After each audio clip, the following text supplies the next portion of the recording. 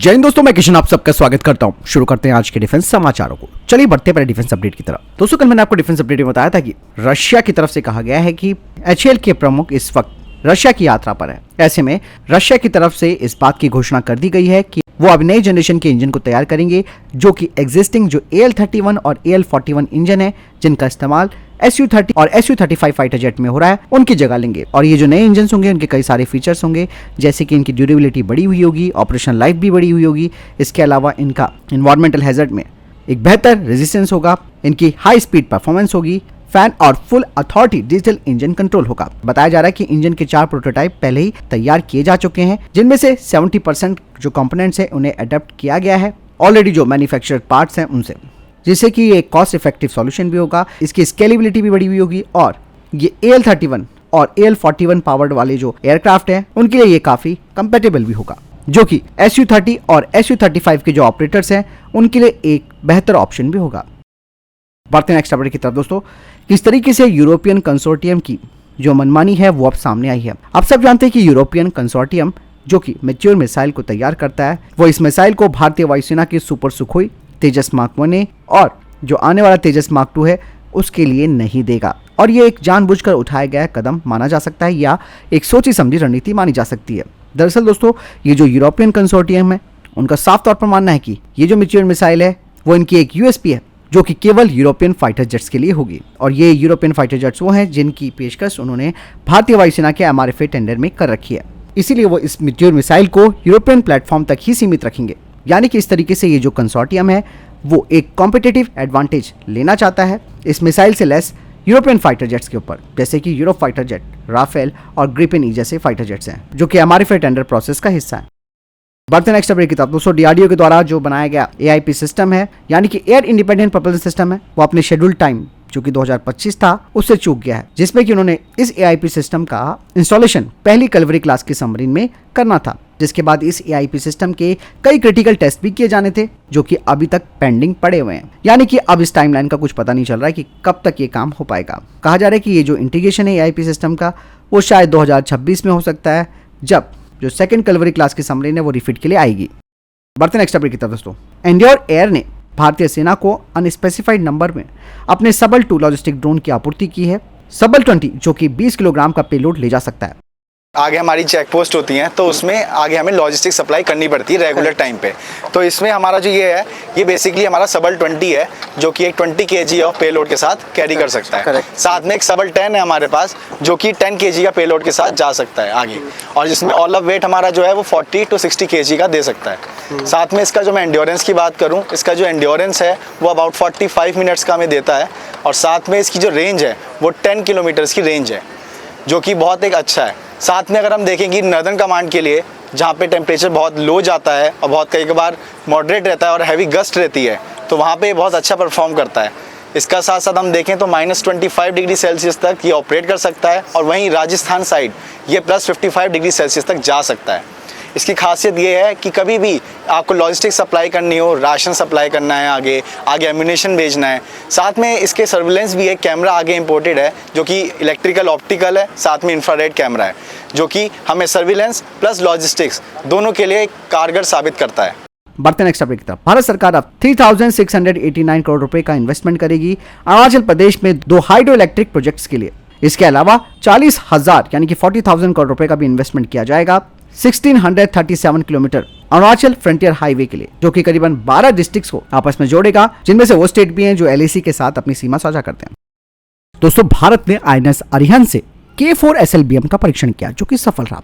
यहाँ पर दोस्तों सबसे इंपॉर्टेंट बात यह है कि अब भारत की जो परमाणु प्रतिरोधक क्षमता है वो लगातार बढ़ती जा रही है, और ये जो परीक्षण था K4 का वो पहला ऑपरेशनल परीक्षण था। रिपोर्ट्स बताती है कि ये भारत के अंडर वाटर स्ट्रेटेजिक फोर्सेस में लंबी दूरी के SLBM को इंटीग्रेट करने की दिशा में एक बड़ा कदम भी है।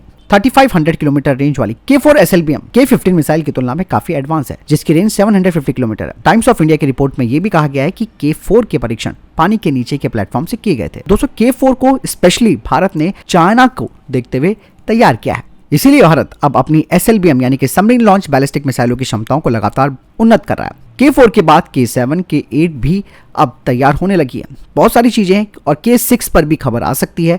सबकी डिफरेंट रेंजेस हैं और ऑब्वियस सी बात है K4 से ज्यादा की रेंज होगी। यहाँ पर दोस्तों एक चीज और मैं बता दूं कि जो K5 SLBM है उसे अरिहंत क्लास की पनडुब्बी और S5 क्लास की पनडुब्बियों में लगाया जाएगा। तो स्पेशली दोस्तों भारत ने अपनी क्षमताओं को और ज्यादा मजबूत कर लिया है। बढ़ते हैं नेक्स्ट अपडेट की तरफ जो कि जेन टेक्नोलॉजी से आ रही है। जेन टेक्नोलॉजीज जो कि एडवांस मिलिट्री ट्रेनिंग सॉल्यूशंस को प्रोवाइड कराती है हमारे आर्म फोर्सेस को, उन्होंने अब अपने innovative T90 containerise crew gunnery simulator यानी कि T90 CGS के लिए उन्हें इसके लिए भारतीय पेटेंट मिल चुका है। दरअसल T90 CGS एक अत्याधुनिक ट्रेनिंग सिस्टम है जिससे कि T90 टैंक क्रू की जो गनरी दक्षता है यानी कि गनरी प्रोफिशिएंसी है उसे बढ़ाने के लिए डिजाइन किया गया है। यानी कि T90 CGS T90 टैंक टरट के अंदरूनी हिस्से की नकल करके उसमें रियलिस्टिक्स कंट्रोल को शामिल करके सिमुलेटर को बिल्कुल आधुनिक बनाया गया है। और इस T90 CGS की कुछ खास विशेषताएं जैसे कि realistic simulation, immersive experience, customisable training, AI power target आदि। बढ़ते नेक्स्ट अपडेट की तरफ। गलवान घाटी, कारगिल और सियाचिन ग्लेशियर की बर्फीली चोटियों का आनंद अब भारतीय टूरिस्ट भी ले सकते हैं। इसका ऐलान भारतीय सेना की तरफ से कर दिया गया है। सेना प्रमुख जनरल उपेंद्र द्विवेदी की तरफ से कहा गया है कि भारतीय सेना ने टूरिस्टों को बर्फीली चोटियों पर जाने की इजाजत देने का फैसला कर लिया है ताकि वे भी दुर्गम युद्ध क्षेत्र का प्रत्यक्ष अनुभव भी देख सके और उसे भी समझ सकें। सेना प्रमुख ने बताया कि जम्मू कश्मीर में अब जो प्रमुख विषय है टेररिज्म से टूरिज्म में बदल दिया गया है और सेना ने इस बदलाव को और सुगम बनाया है। चलिए बढ़ते हैं नेक्स्ट टॉपिक की तरफ। दोस्तों भारत और ब्राजील के बीच में बड़े डिफेंस समझौते हो सकते हैं और हो सकता है कि भारत का जो तेजस फाइटर जेट है उसका पहला ग्राहक ब्राजील बन सके।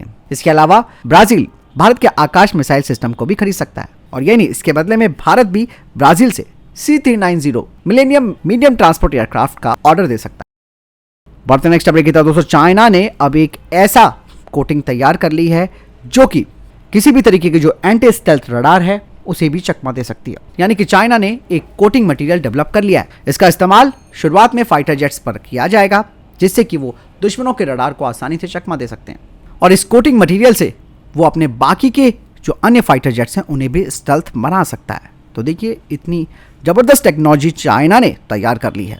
यही नहीं, कुछ रिपोर्ट्स बताती हैं कि ये जो नया मटेरियल है वो काफ़ी कॉस्ट इफेक्टिव भी है यानी कि सस्ता है। इसका इस्तेमाल अलग अलग सैन्य उपकरणों में भी किया जा सकता है और ये टेक्नोलॉजी भविष्य के युद्ध को जीतने के लिए चाइना की एक की बन जाएगी। और चाइना के पास दोस्तों मेटा मटेरियल की दुनिया में अधिकांश पेटेंट भी हैं और कल ही मैंने आपको बताया था कि IIT कानपुर ने भी इसी तरीके का एक मेटा मटेरियल तैयार कर लिया है। यानी कि भारत भी पीछे नहीं है इन सब चीज़ों में। चलिए बढ़ते नेक्स्ट अपडेट की तरफ। दोस्तों रशिया ने अब यूक्रेन की जंग में कुछ अजीबोगरीब हथियार उतार दिए हैं। दरअसल रशिया ने अपने T-80 टैंकों को अब यूक्रेन के युद्ध में उतार दिया है जो कि 1970 के दशक के हैं। इन टैंकों को दोस्तों टर्टल टैंक भी कहा जाता है। इसके अलावा दोस्तों ड्रोन के हमलों से बचने के लिए इसमें स्टील प्लेट और चेन फ्रिंज से इसे कवर कर लिया गया है। बढ़ते नेक्स्ट अपडेट की तरफ। दोस्तों अस्त्र defence and munition India limited ने हार्ड किल काउंटर यूएवी सिस्टम के लिए एडवांस काउंटर यूएवी एमुनेशन के को डेवलपमेंट के लिए एक MOU पर साइन किया है। दरअसल अब जो MIL है यानी कि म्यूनिशन इंडिया लिमिटेड वो अब निजी फर्मों के साथ साझेदारी कर रही है। चलिए बढ़ते नेक्स्ट अपडेट की तरफ। दोस्तों मिलिट्री और मिलिट्री टेक्नोलॉजी सहयोग पर भारत रशिया IGC के तहत सैन्य सहयोग पर कार्य समूह की चौथी बैठक मॉस्को में पूरी हुई है और वर्किंग ग्रुप ने रणनीतिक हितों के क्षेत्र में निरंतर ज्ञान साझाकरण और सहयोग के महत्व पर जोर दिया है और दोनों सेनाओं के बीच ऑपरेशनल सिनर्जी को और मजबूत करने के लिए संयुक्त अभ्यास का विस्तार करने पर सहमति व्यक्त की है।